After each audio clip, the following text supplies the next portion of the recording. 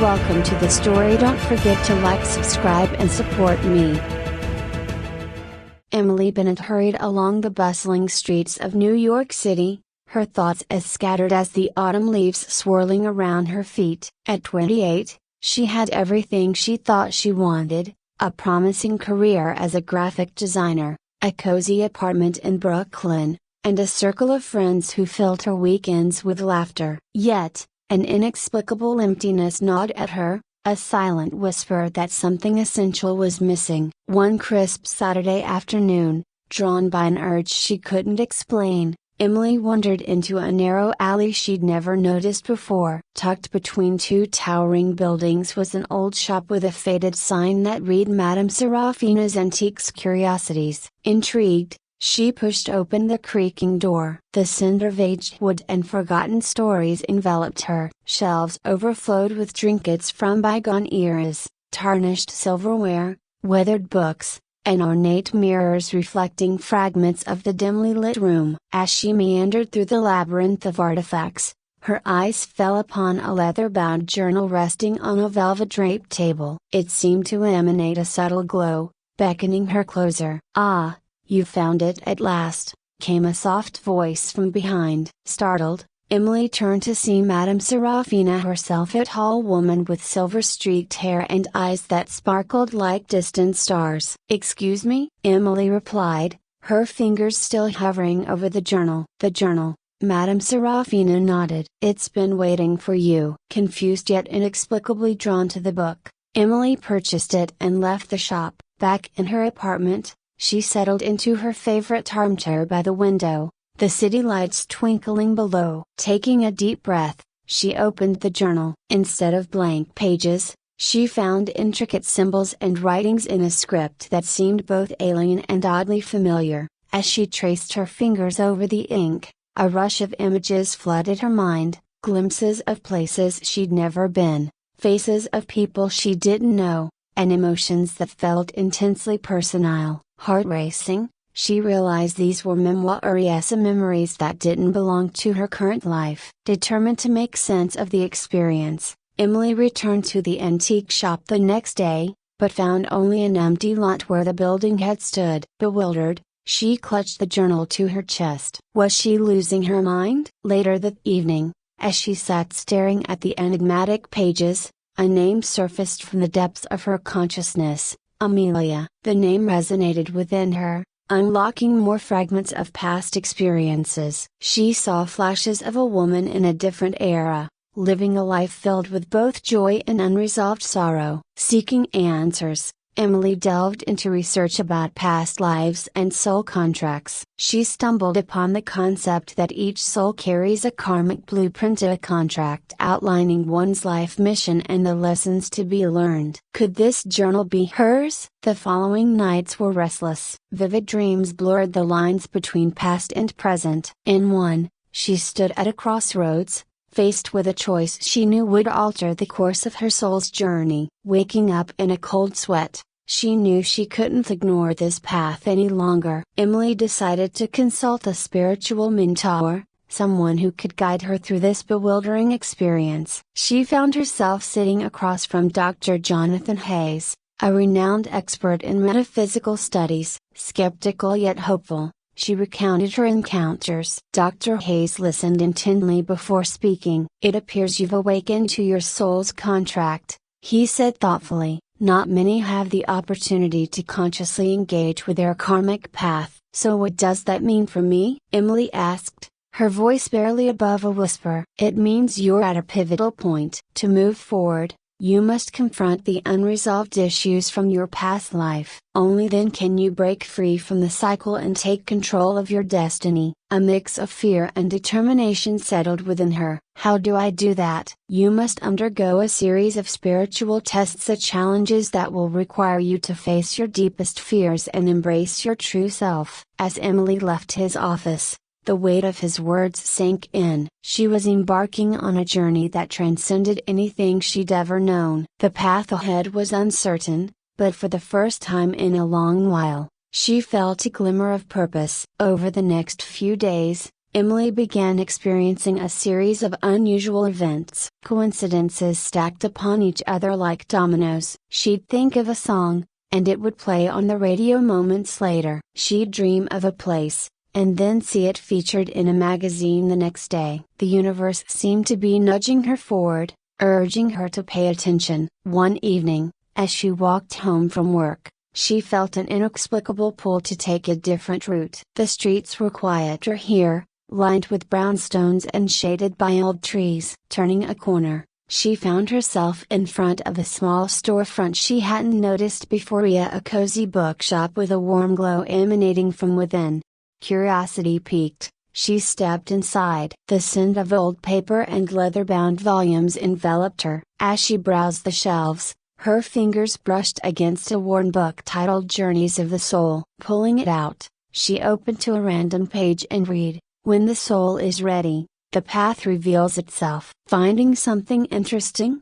A voice interrupted her thoughts. She looked up to see a man with kind eyes and a gentle smile. "Just this," she replied, showing him the book. "Ah, a favorite of mine," he said. "It's not every day someone picks that one off the shelf." They chatted for a few moments before she thanked him and made her purchase. As she left the shop, she glanced back to see the man watching her with a knowing expression. That night, she delved into the book, absorbing stories of souls discovering their purpose, overcoming karmic cycles, and forging new paths. Inspired, she decided it was time to actively engage with her own journey. The following weekend, Emily attended a meditation retreat focused on inner healing and self-discovery. The retreat center was nestled in the countryside, a serene escape from the city's chaos. Surrounded by nature, she felt a sense of peace she hadn't experienced in years. During a guided meditation,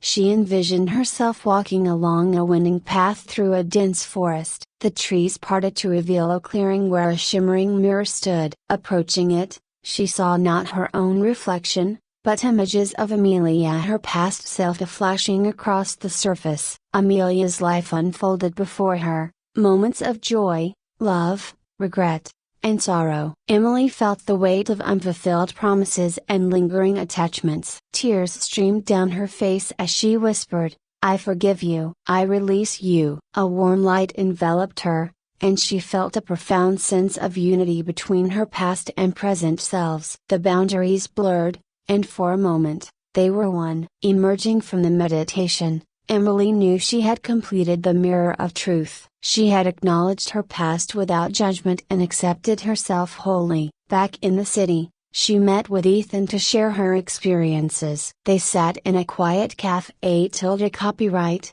the hum of conversations around them fading into the background. "I feel like I'm finally beginning to understand," she told him. "Amelia's regrets don't have to be mine. I can honor her memory by living fully now." Ethan nodded. "I've been thinking a lot too, about us, about what it means to have this connection." "Maybe it's not about fulfilling an old promise," Emily mused. "Maybe it's about creating something new." He reached across the table to take her hand. "Then let's do that together." They decided to spend a weekend hiking in the mountains, a physical manifestation of the labyrinth of doubt. The trail was challenging, with steep inclines and rocky terrain. As they climbed, doubt surfaced. What if we're just projecting our desires onto this past life connection? Emily wondered aloud. Ethan paused, catching his breath. What if we are? Does it make our feelings any less real? She considered this. I suppose not. Maybe the meaning we assign is what's important. They continued upward, each step a deliberate choice to move forward despite uncertainty. Reaching the summit, they were rewarded with a breathtaking vista of rolling hills and distant valleys. The expansive view put their doubts into perspective. "Up here, everything feels possible," Ethan said softly. Emily smiled. "Maybe because it is." Their journey continued with the bridge of forgiveness. Emily knew there was one person she needed to face, her former best friend, Sarah. They'd had a falling out years ago over a misunderstanding that escalated beyond repair. The bitterness had lingered, a silent burden she carried. Summoning her courage, Emily reached out to Sarah, who agreed to meet. They chose the neutral spot, a quiet park bench overlooking a pond. "Thank you for meeting me," Emily began nervously. Sarah looked at her, a mixture of curiosity and caution in her eyes. "I was surprised to hear from you." "I wanted to apologize," Emily said earnestly. "I held on to resentment for so long without trying to understand your side. I'm sorry for my part in what happened." Sarah's expression softened. "I should have reached out too." "We both let pride get in the way." They talked for hours, unraveling the knots of past hurts. By the time they parted, Emily felt a sense of closure and relief. Forgiveness had bridged the gap, healing wounds she hadn't realized were still open. Feeling lighter than she had in years, Emily threw herself into her passion for art. She started volunteering at a local community center, teaching art classes to children and adults alike. The joy she found in helping others express themselves was immeasurable. One afternoon, as she was cleaning up after a class, the center director approached her. "The participants love your classes," he said. "Have you ever considered doing this full time?" Surprised, she replied, "I hadn't, but I'd love to explore the possibility." An opportunity unfolded for her to design a full-fledged art therapy program. Excited and a bit nervous, she accepted, feeling that this was the path she was meant to take. Meanwhile, her relationship with Ethan flourished. They supported each other's endeavors, encouraged personal growth, and navigated challenges with open communication. It was a partnership rooted not just in past connections but in present choices. One evening, as they relaxed on her apartment balcony, Ethan handed her a small wrapped box. "What's this?" she asked, curious. "Open it and see." Inside was a delicate silver pendant shaped like an infinity symbol intertwined with a heart. "It's beautiful," she whispered, touched. "It represents our journey," he explained. "Infinite possibilities guided by love." Moved, she leaned into him. "Thank you for everything." He kissed the top of her head. "We're writing our own story now." Feeling a surge of inspiration, Emily retrieved the old journal, the one that had started it all. Flipping through the pages, she noticed that the once cryptic symbols now appeared as faint outlines, barely visible. It was as if the contract was fading. Realization dawned on her. The soul contract.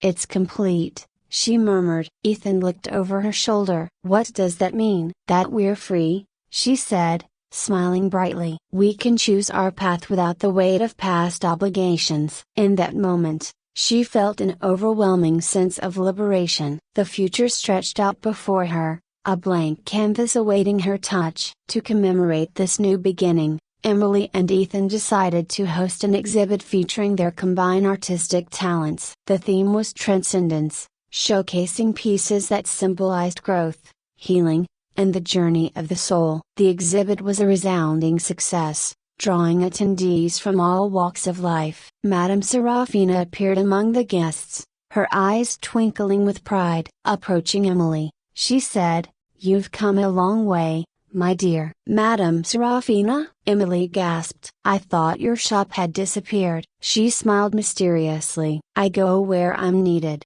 and it seems my work here is done." Before Emily could respond, Madame Serafina melted into the crowd, leaving behind a lingering sense of gratitude. As the evening drew to a close, Emily stood beside Ethan, looking out at the room filled with art and connection. "I feel like we've truly stepped into our own," she said. He nodded. "And the best part is, this is just the beginning." Life settled into a harmonious rhythm. Emily's art program thrived, touching countless lives. She and Ethan continued to grow together, supporting each other's dreams while nurturing their own individual paths. One day, while walking through the park, they noticed a group of children playing near a fountain. A little girl broke away from the group and ran up to them, holding out a dandelion. "Make a wish," she said with a giggle before skipping back to her friends. Emily closed her eyes, the soft breeze playing with her hair. "What did you wish for?" Ethan asked as she released the dandelion seeds into the air. She opened her eyes,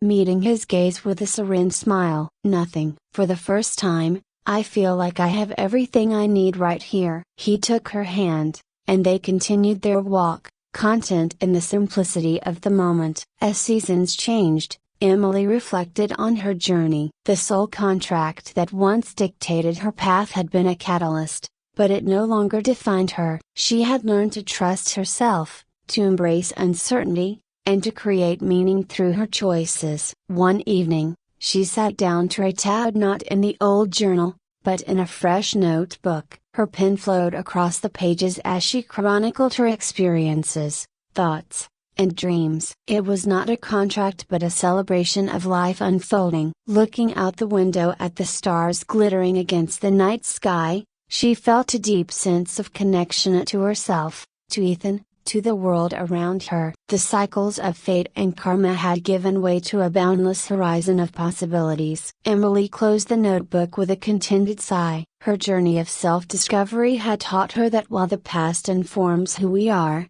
it does not dictate who we can become. With an open heart and a free spirit, she was ready to embrace whatever the future held. The soul contract was complete, but her story was just beginning.